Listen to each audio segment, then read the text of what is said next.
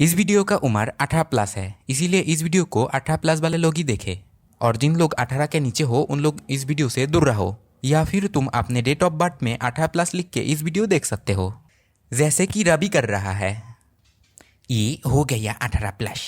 भाई अब तुम्हारे वीडियो देख सकती हूँ? हाँ देख सकते हो। तो सुनो, तुम्हें तो पता ही होगा कि मैं बांग्लादेश में रहता हूँ।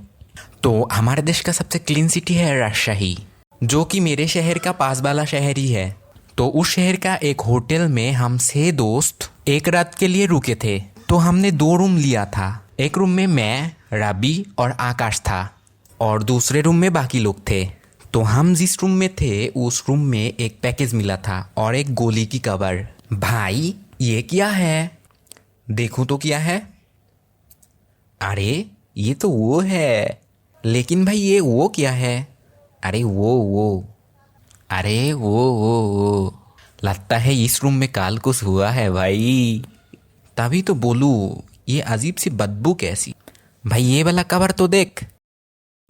भाई तू कुछ भी बोल, मैं इस रूम में नहीं रहने वाला, मैं दूसरे रूम में जा रही हूँ।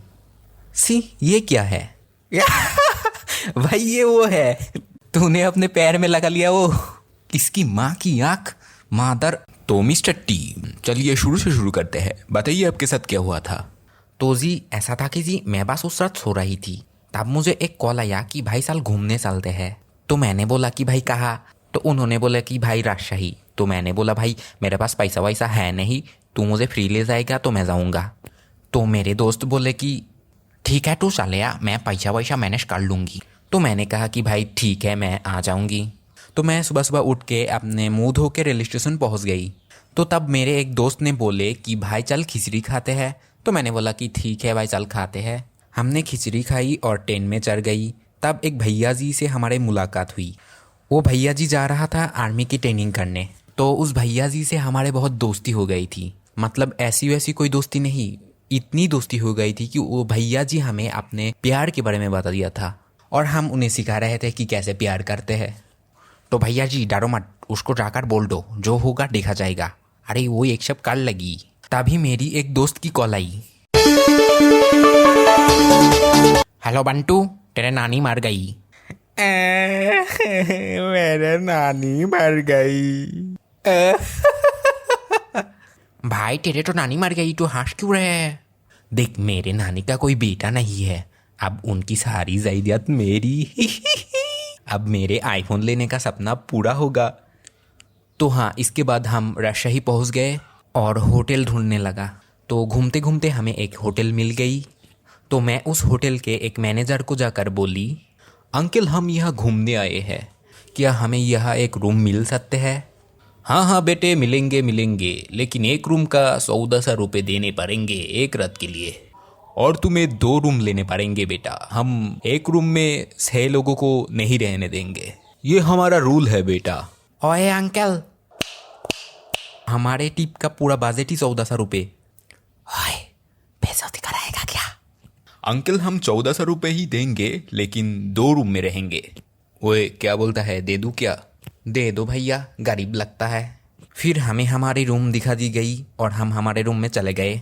तो हम रूम में जाने के बाद नहाने के लिए जब बाथरूम खोलते हैं तब हमें याद आती है कि लोग हम 6 है और बाथरूम 2। लेकिन ये दिक्कत वाली बात है नहीं। दिक्कत वाली बात ये थी कि हम 6 लोग हैं, 2 बाथरूम, लेकिन लुंगी 1। तो हम सबको नंगी होकर नहानी पड़ी थी। तो तुम्हारे मन में ये सवाल चल रहा होगा कि भाई तुम लोग एक लुंगी क्यों ले गई थी?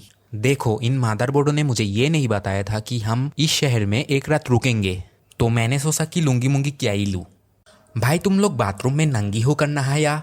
अच्छे से चेक तो कर लिया था, कहीं कैमरा वैमरा तो नहीं था। तो नहाने के बाद हमने खाने निकले। देखो तुम अगर खाना खाने किसी अनजान होटल में जाते हो तो पहले अच्छे से जान लेना कि किसका प्राइस क्या है, क्योंकि हमने ये गलती करी थी। देखो हम जब खाना ऑर्डर करते हैं तो हमें कहा जाता है कि एक प्लेट चिकन 120 रुपये। तो हमें लगता है कि इसके साथ चावल भी फ्री है, क्योंकि हाफ प्लेट बिरयानी तो 120 में ही मिलता है।